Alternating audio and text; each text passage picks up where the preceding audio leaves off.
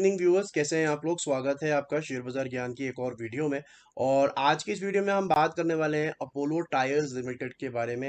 Apollo tyres मैं बहुत पहले से कवर करते आ रहा हूँ अपने चैनल के ऊपर। और लगभग 215 220 के लेवल से ये शेयर मेरे रडार पे था। और मेरा जो टारगेट था वो 300 रुपये का था, वो तो हासिल इसने काफ़ी पहले ही कर लिया था। लेकिन आज का जो मूवमेंट है वो बहुत बढ़िया, ऑलमोस्ट 7% का मूवमेंट इसके अंदर में आया है।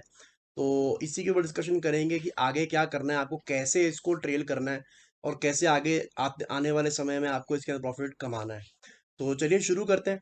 तो जैसा कि मैंने आपको बताया कि अपोलो टायर्स के ऊपर मैं पहले काफ़ी से कवरेज कर रहा हूँ। मेरी जो लास्ट वीडियो थी आई थिंक नवंबर में ही थी, आई थिंक सो 2-3 हफ्ते पहले। उस टाइम पे रिजल्ट्स आए थे अपोलो टायर्स के और रिजल्ट्स काफ़ी अच्छे थे। अगर आप सेल्स की बात करेंगे तो पिछले 4 क्वार्टर से जो सेल्स के नंबर है वो लगभग 5,500 करोड़ के ही अराउंड घूम रहे हैं। उसके अंदर मैं बहुत ज़्यादा बदलाव नहीं देख रहा पिछले 4 क्वार्टर से।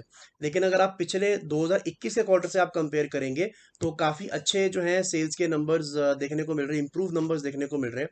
अगर ईयर ऑन ईयर ग्रोथ की बात करें तो इस साल जो सितंबर के अंदर में ईयर ऑन ईयर ग्रोथ हुई थी वो लगभग 17% की ईयर ऑन ईयर ग्रोथ हमारे को देखने को मिली थी। मतलब अगर आप पिछले सितंबर 2021 से देखोगे तो 5,000 करोड़ की सेल्स से बढ़ के लगभग 6,000 करोड़ की सेल्स जो है कंपनी ने दिखाई थी। तो नंबर्स अच्छे थे और उसके बाद में एक अच्छा रिएक्शन भी आया था। लेकिन मेरा मानना ये था कि थोड़ी प्रॉफिट बुकिंग शेयर के अंदर में हो सकती है। उस टाइम पे जो अपोलो टायर का शेयर था वो अराउंड 300 रुपये के करीब चल रहा था। और उसके बाद में ये रेड कैंडल जो है अगले हफ्ते हमारे को देखने को मिली और शेयर लगभग 10% वहां से करेक्ट होते हुए हमारे को दिखा। लेकिन इसका जो टेक्निकल एस्पेक्ट है शेयर का वो बहुत ही अच्छा है। और जिस तरीके से टेक्निकली रिएक्ट कर रहा है वो बहुत ही बढ़िया है। ये वीकली चार्ट्स है अपोलो टायर के। तो ये थोड़े से अच्छे होते हैं देखने के लिए मीडियम टर्म के लिए, बिकॉज ये आपको थोड़ा लंबी पिक्चर देते हैं। एक कैंडल एक हफ्ते को रिप्रेजेंट करती है। तो आपको ये समझने के लिए आगे क्या करना है, weekly charts are the best.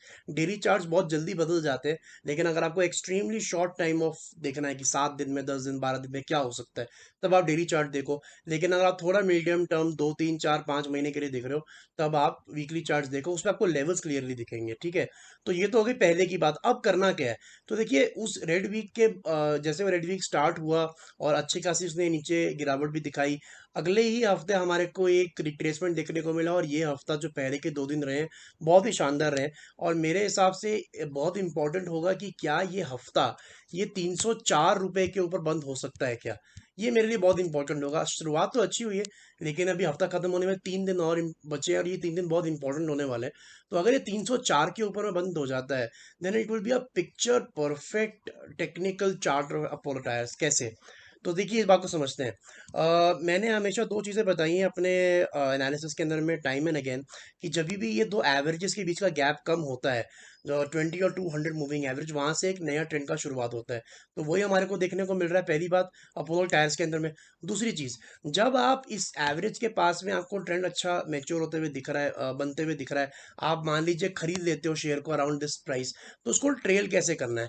तो मैंने स्टॉप लॉस का एक बहुत अच्छा तरीका बताया था कि जब भी one red candle is followed by two green candles, right, तो इस रेड कैंडल के लो को आपको अपना एज स्टॉप लॉस ट्रीट करना है।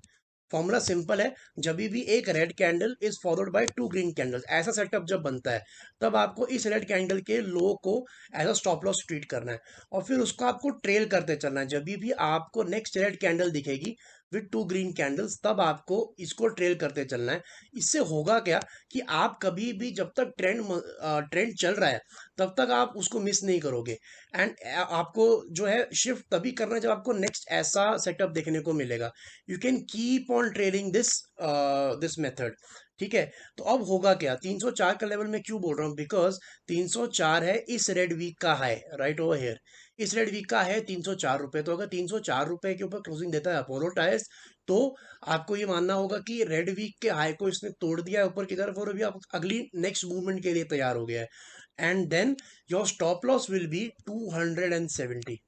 आई नो थोड़ा सा लो है ये स्टॉप लॉस, लेकिन आपको ये समझना पड़ेगा कि अगर आपको लंबे समय तक ट्रेंड के अंदर में रहना है तो आपको छोटे लेवल्स के लिए ज़्यादा ग्रीड नहीं दिखाना है। क्योंकि आप लंबे ट्रेंड्स तभी कैप्चर कर पाओगे जब आप छोटे ट्रेंड्स के लालच में नहीं रहोगे। फॉर एग्जांपल, जैसे यहाँ पे अगर आपने यहाँ स्टॉप लॉस लगाया होता, अगर आप 220 से, जैसे मैंने आपको बताया था, वैसे आपने इसको ट्रेल किया होता, तो ये जो पूरी गिरावट हमारे को देखने को मिली ना, ये आपको अनअफेक्टेड रहती।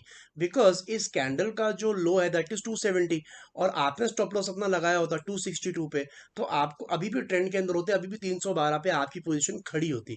That is why it is very very important कि आप स्टॉप लॉस को ट्रेल करते चलो और सही तरीके से ट्रेड करो। मैं जानता हूं कि अगर 312 के ऊपर में भी अपोलो टायर बंद हो जाता है इस हफ्ते, तो 270 पे जो हमारा स्टॉप लॉस है वो काफी नीचे लगता है। इट लुक्स लाइक 270 बहुत दूर है, दूर भी है, लेकिन you have to wait, you have to be patient, और पेशेंट होने का यही तरीका है। ज्यादा, अगर आपको ज्यादा लंबे समय तक एक पोजीशन में बने रहना है इन एंटिसिपेशन कि ये 350 के करीब जाए और आप 320 330 के करीब अपना स्टॉप लॉस लगाओ, तो for some time you have to keep your stop loss at 270। बाकी इस मूव से मैं भी सरप्राइज हूँ काफी, and happily surprise. So I hope आप लोगों ने अच्छा इसके प्रॉफिट कमा लिया है, और अब आपको 270 पे डटे रहना है। तो दोस्तों, कोई सवाल है तो कमेंट सेक्शन में डाल दीजिए। मैं मिलूंगा आपसे अपनी अगली वीडियो में। तब तक आप अपना ख्याल रखें, and all the best guys.